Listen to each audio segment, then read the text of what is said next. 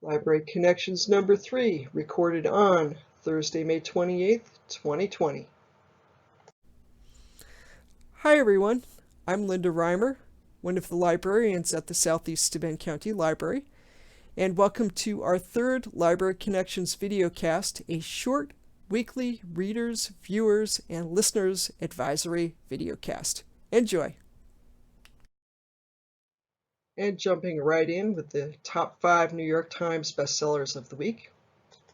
At number 1, Camino Wins by John Grisham. The line between fact and fiction becomes blurred when an author of thrillers is found dead after a hurricane hits Camino Island. At number 2, Where the Crawdads Sing by Delilah Owens. In a quiet town on the North Carolina coast in 1969, a young woman who survived alone in the marsh becomes a murder suspect. At number 3, Little Fires Everywhere by Celeste Negg. An artist upends a quiet town outside Cleveland. At number 4, Normal People by Sally Rooney. The connection between a high school star athlete and a loner ebbs and flows when they go to Trinity College in Dublin. And at number 5, Big Summer by Jennifer Weiner. Daphne Berg's former best friend asks her to be the maid of honor at her wedding in Cape Cod. And on to the top 5 nonfiction bestsellers of the week. At number 1, Untamed by Glennon Doyle. The activist and public speaker describes her journey of listening to her inner voice. At number 2, Becoming by Michelle Obama. The former First Lady describes how she balanced work, family, and her husband's political ascent.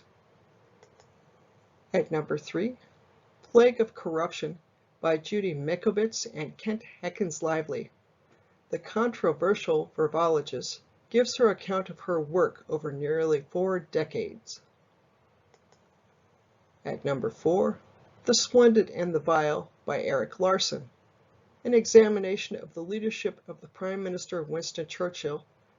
The book is set during the first year of his prime ministership during the World War II era. And yes, I love history. And to round out the top 5 here, The Great Influenza by John M. Barry. An overview of the 1918 flu epidemic and cautionary tale for similar kinds of large-scale outbreaks. And moving right along to our critically acclaimed titles of the week, one fiction and one nonfiction. We're going to start with the fiction title. This week, the recommendation is for Red Dress in Black and White, a novel by Elliot Ackerman. And I'm going to read you the book list review. Ackerman's follow-up to the stupendously good National Book Award finalist, Waiting for Eden, is set in Istanbul from 2006 to 2013. Catherine is unhappily married to Murat, a prestigious real estate developer responsible for many of the revitalization projects across Istanbul, and they have a son they adopted in unusual circumstances. Murat's personal and private worlds have been rocked by 2 events: the fallout from the Gezi Park protest, a defining event in Turkey, has halted many of his projects, and Catherine's attempt to leave Murat for her longtime lover Peter, an American photographer of questionable talent, has left him struggling to maintain appearances. Lurking behind and attempting to orchestrate many of these events is Kristen, who works for the shadowy Cultural Affairs Department at the U.S. Consulate. Ackerman's trademark prose, defined by stillness and rich descriptions, evocatively captures the strained nature of contemporary Turkish life. While markedly different from Ackerman's earlier fiction, this slow-burning novel of intrigue definitely hints at the shadowy world that exists just out of the frame and is one that lives long in the memory. That's the book list review. This title was also recommended by the New York Times, and it sounds very intriguing. Along to our nonfiction recommendation of the week. This one's a timely one. It's called 10% Happier: How I Tamed the Voice in My Head, Reduced Stress Without Losing My Edge, and Found Self-Help That Actually Works. A true story by Dan Harris. And here's a brief synopsis of the book. In 2004, ABC News correspondent Dan Harris was in the midst of a broadcast when he had a panic attack and had to stop. Being a journalist, he subsequently did some research and studied meditation, which he found helps him work through his anxiety. Harris even wrote a memoir on the subject titled 10% Happier. The idea behind the title being that meditation does help one work through stress and anxiety, and it makes it easier to cope with both, thus improving one's self-care skill set and making one a bit happier in life to boot, up to 10% happier. Harris shares the benefits he has found in meditation via his book, a bi-weekly podcast, and a website. And during our current coronavirus era, the subject of stress relief is a popular one. Thus, it has generated new interest in Dan's memoir, which was originally published in 2014 and was recently the subject of an NPR podcast. It appeared on Fresh Air on May 19th, 2020, and they interviewed the author as well. So it is my nonfiction recommendation of the week, and the link to the podcast can be found at the end of this presentation, or you could Google Fresh Air and NPR, and then just look for the May 19th, 2020 episode. So rolling along to our suggested streaming titles for the week, there are two of them. The first one is called The Eddy, and it is a Netflix series. It is set in Paris, and The Eddy follows a jazz pianist, Elliot Udo, who moves to Paris after a family tragedy and opens a nightclub called The Eddy. Elliot is juggling quite a lot. The club is struggling to stay afloat. Elliot's business partner, Maja, has ensnared the club in some less than ethical business dealings. Elliot is finding managing the house band a real challenge, and even more of a challenge is taking care of his teenage daughter. So to say Elliot has a dramatic full plate is an understatement. The Eddy is perfect for binge watching, and season 1 is available on Netflix now. Moving along to streaming suggestion number 2. This one's also on Netflix. It's also a series, so it's multi-episode, available now. It's called The Haunting of Hill House. This spooky series opens on the stereotypical dark and stormy night at Hill House. Family patriarch Hugh Crane hurriedly gathers his 5 children together, and they flee the house, leaving his wife Olivia behind. Olivia dies in the house that night, her death ruled a suicide. Time passes, the children grow up, battling their own memories of the past, and they grow apart, only to suddenly be brought back together and back to Hill House by yet another family tragedy. And the answer to the obvious question, is the house haunted, is an affirmative one. So those looking to lose themselves in a supernatural drama should enjoy this one. Also of note, the family patriarch in this Haunting of Hill House, Hugh Crane, is played by the actor Henry Thomas. If you'll remember him, he's the little boy in E.T., all grown up. And moving on to our third recommendation of the week. This one's available on Amazon's Prime Video platform, and it's a comedy. Upload is set in the near future, at a time when people's consciousness can exist in a computer space after death. As the series opens, we meet a tech developer who has just been involved in a car crash. He is offered a variety of afterlife scenarios to live and discovers that A, someone is hacking into his digital memories, and B, that his guardian angel is in love with him. So if you're looking for an upbeat comedy that's a little goofy, that sounds like a good one. And moving along to the audiobook recommendations of the week, I've got 2. These are perfect for listening to while walking, running, or just hanging out at home. The first one is fiction, and it's called Fair Warning, written by Michael Connolly and read by Peter Giles and Zach Villa. Investigative reporter Jack McAvoy is now working at Fair Warning, a news site that focuses on consumer fraud. McAvoy becomes a person of interest in the aftermath of the murder of a woman he had a brief fling with the year before.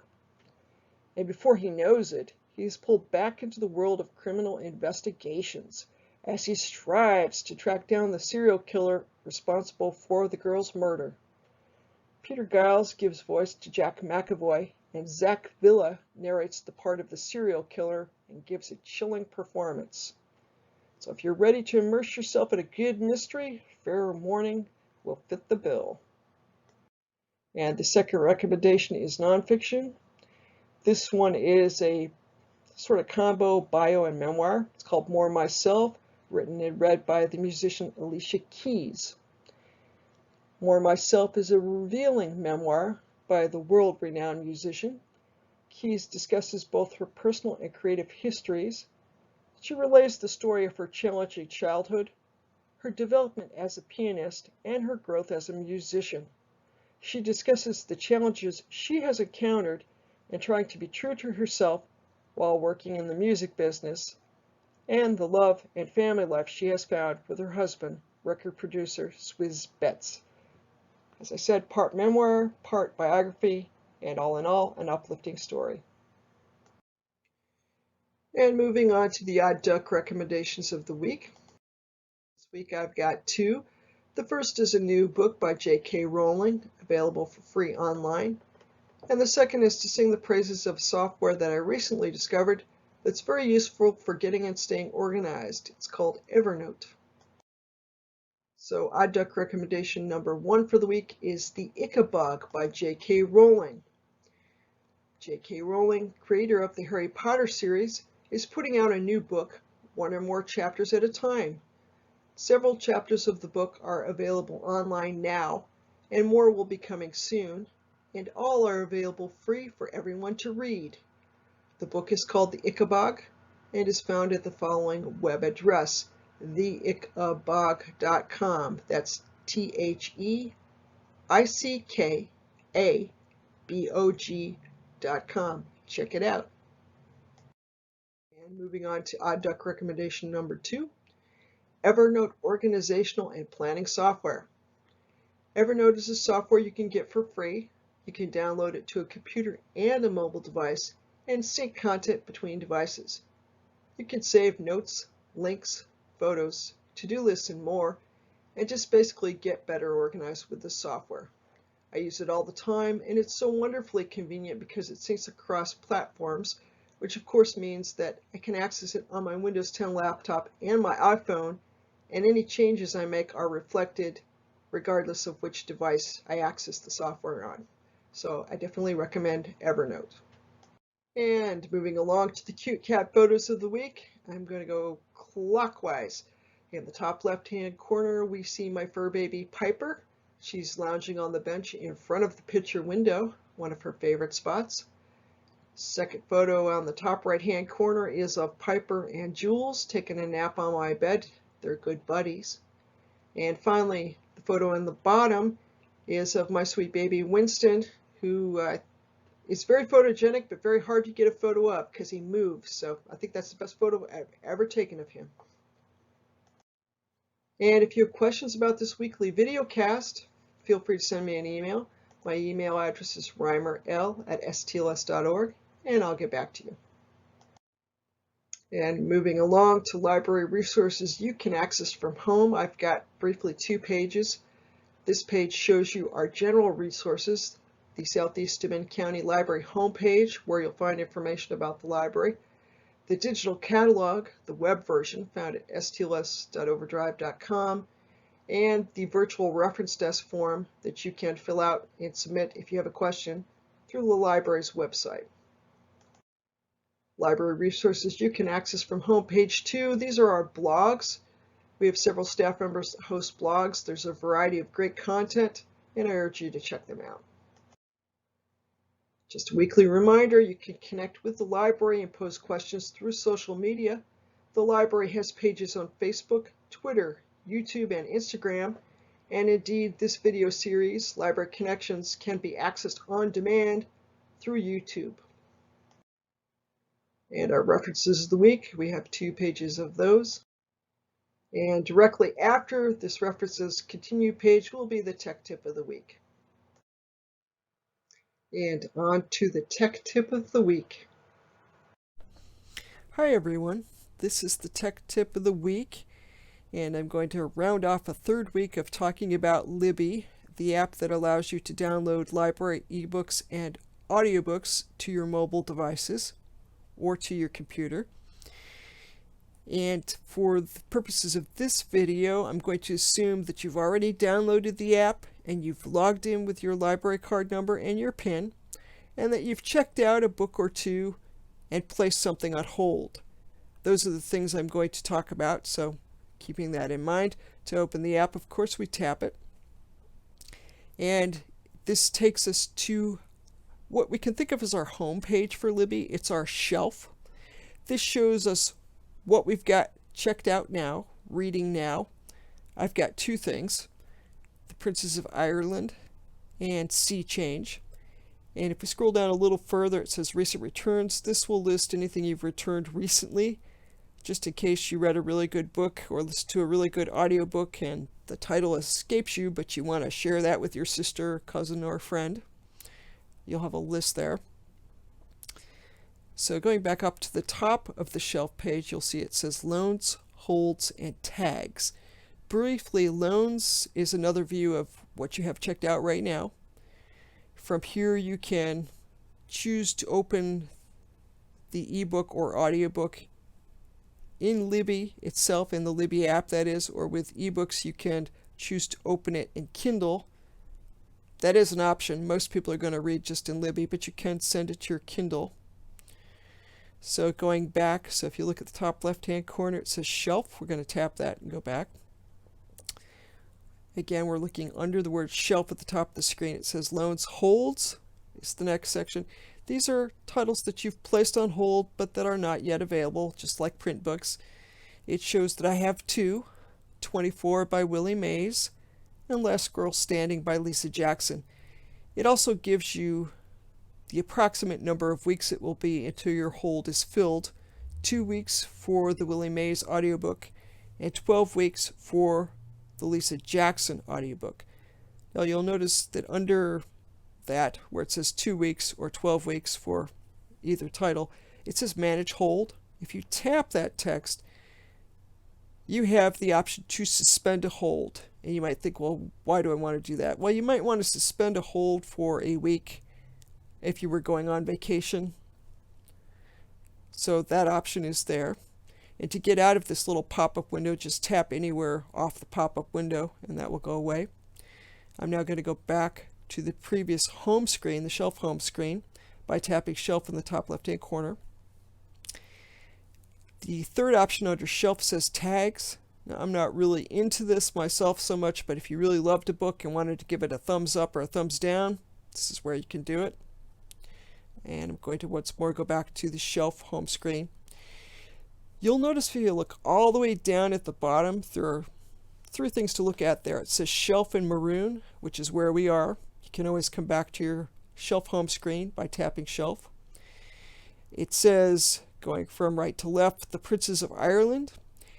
That shows the last ebook or audiobook that I had opened, and if I want to resume listening to it or reading it, I just tap the picture of it and it will play or open the ebook.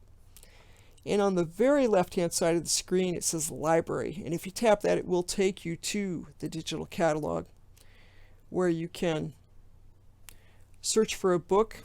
As you see the Sherlock Holmes glass on the top of the screen, you can tap Explore on the purple banner to explore different collections, or you can scroll through the curated collections, which are selected by Southern Tier Library System librarians on the home screen, and just tap on one you're interested in to find out more about the plot of the book and to check it out.